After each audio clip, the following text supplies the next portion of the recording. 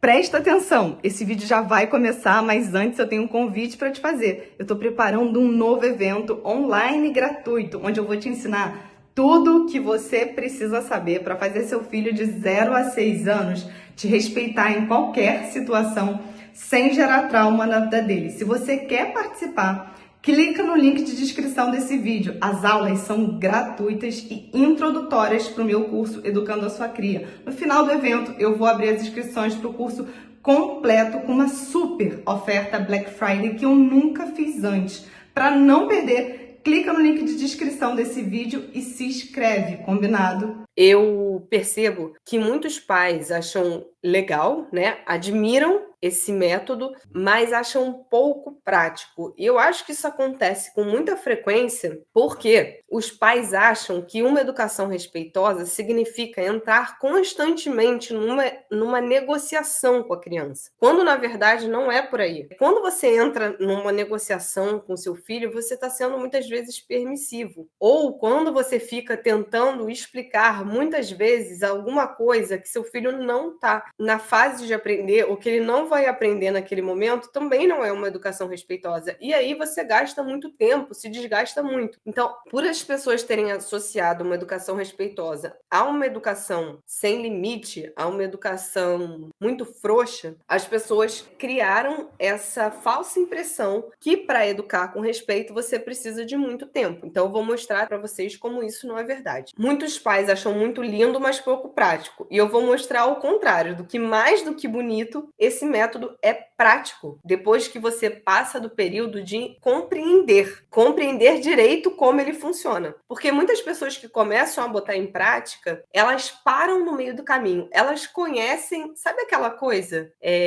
Já ouvi falar, mas não sei bem o que é. Se eu perguntar para vocês o que é uma educação respeitosa, qual a diferença da educação respeitosa para uma educação tradicional, lá dos nossos pais?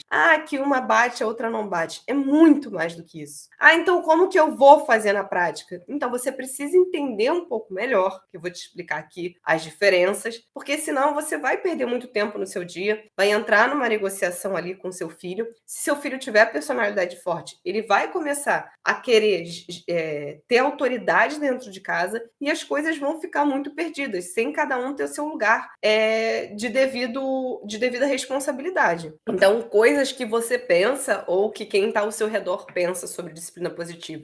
Preciso uma solução para ontem, porque aqui em casa está tudo muito à flor da pele.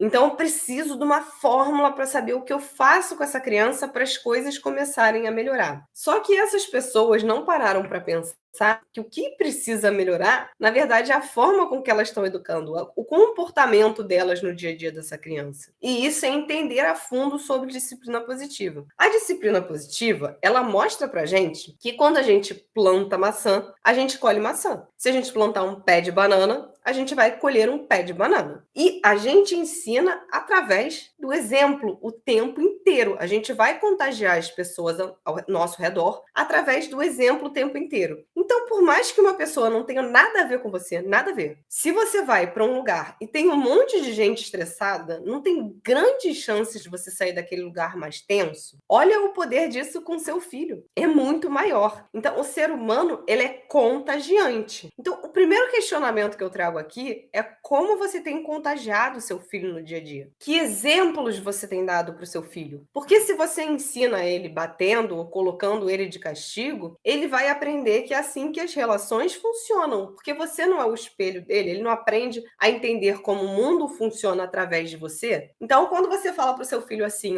filho, não pode falar porque é palavrão, tá? E aí ele fala de novo, e fala de novo, e fala de novo. E aí você fala assim, não, então brócolis é palavrão. E a criança fala brócolis e você dá risada e todo mundo dá risada e todo mundo fica feliz. O que você tá falando nesse ato para a criança? Que quando ela te desrespeita, aquilo é engraçado. E a gente faz isso vários momentos ao longo do dia sem perceber. Então a gente normaliza o grito. Aí quando o nosso filho grita com a gente acha esquisito. A gente normaliza a violência. Aí quando o nosso filho é violento com a gente acha estranho.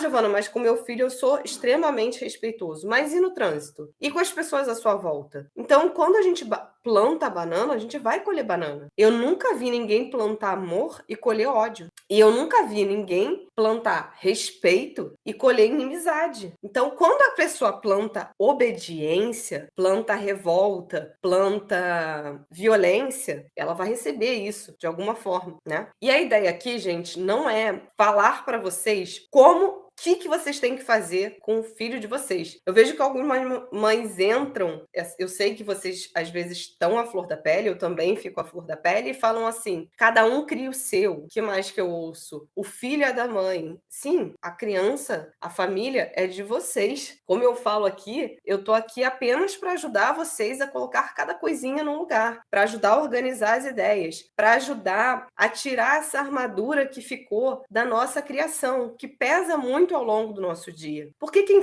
cria o filho são vocês. E realmente, quem pode ter um insight do que não está funcionando no dia a dia de vocês são apenas vocês. Cada família é uma, cada família tem uma crença diferente, um valor diferente. O que eu estou falando aqui de crença-valor? Tem família que acha importante, eu já tenho família que acha muito importante chamar de senhor e senhora. Se aquela família acha extremamente importante isso, eu não acho. Mas quem sou eu para contestar? Se aquilo é um valor para a família pode ensinar isso para os filhos. Eu não acho isso importante. Agora, eu acho muito importante que meus filhos cumprimentem todo mundo na rua, independente de quem quer que seja, professor, professora, executivo, pode ser da limpeza, qualquer pessoa. Acho que eles têm que tratar todo mundo igual. E para mim isso é um valor inegociável. Então, o tempo inteiro eu estou ensinando esse valor para eles aqui dentro de casa. Então, como eu vou conduzir o dia a dia dos meus filhos, não é exatamente igual como outra mãe vai conduzir o dia a dia dela. Mas a base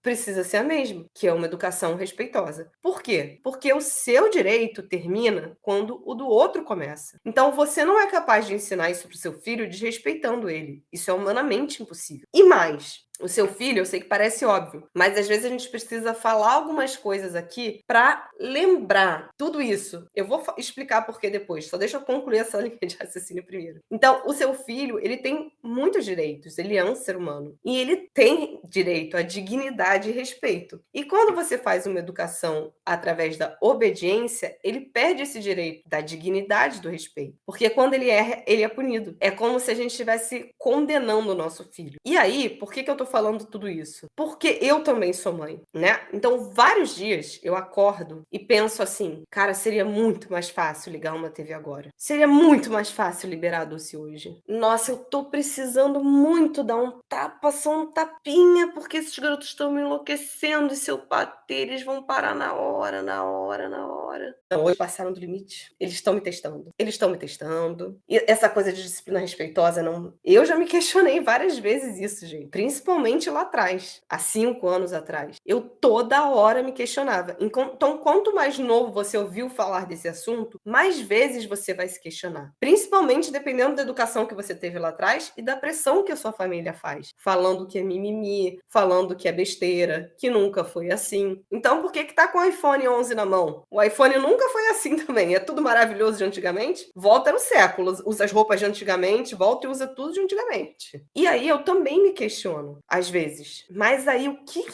eu lembro toda vez? Toda vez eu prometo me lembrar isso. E eu vou explicar por que eu consigo para vocês. Porque eu lembro que uma relação, ela tem que ser boa pros dois. Ela tem que ser boa para mim e para os meus filhos. Então, eu não me estoporo e os meus filhos não me estoporam, tentando... Eu não estoporo os meus filhos para me agradar e eles não me estoporam para eu agradar eles. O que isso significa? Isso significa que quando eu quero ligar a TV, eu penso 3 vezes. Que se eu ligar a TV naquele momento, só vai ser bom para mim. Então, eu penso em outras possibilidades para ser bom para todo mundo. Quando eu tô muito estressada, eu penso em outras possibilidades para ser bom para todo mundo, porque bater nos meus filhos não é justo, nem com eles, nem comigo, porque eu tô me colocando num papel agressivo, num papel desumano. E a gente precisa começar a perceber isso na educação dos nossos filhos, que a gente pode influenciar muito na educação, na criação, ensinando regras e limites, mas não dá para plantar maçã e querer colher banana. E mais que isso, isso. O seu filho, ele sai de você e do seu marido, ele nasceu para ser ele. Ele não nasceu para atender os seus sonhos que não foram realizados, para atender suas expectativas. Quando a gente faz isso, a gente coloca uma carga na criança sem tamanho. E aí a gente vira depois e fala assim: ai, olha ali aquele menino, vive irritado, vive gritando. Mas por que será, né? Então